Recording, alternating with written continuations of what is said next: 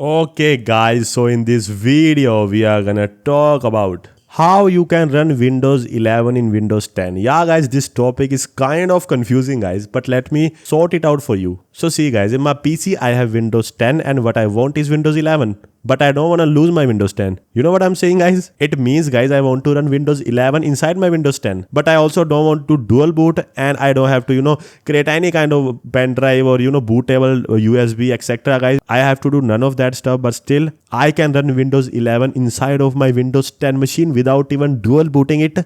And both of my windows will still run in my PC guys. How cool is that, So yeah guys, this is what we are gonna do today. So what you have to do guys is you have to download something called VirtualBox, which is the software which is used to do virtualization guys, which means you can run operating system inside operating system. You just have to go to the link Oracle VirtualBox, then you can download it for Windows host guys. And when you download it, then install the setup as we normally install any kind of other setups.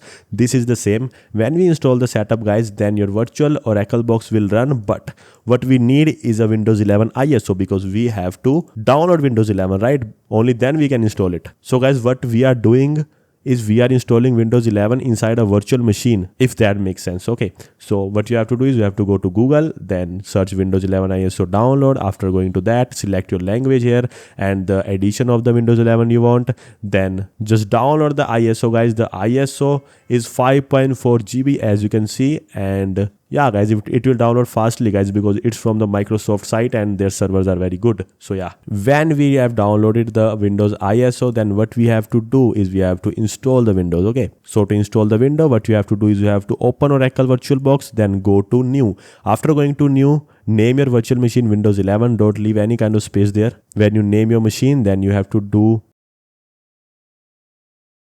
the hardware settings guys, and I am gonna give it 4 CPU cores and 4 gigs of RAM. You can increase it if you want.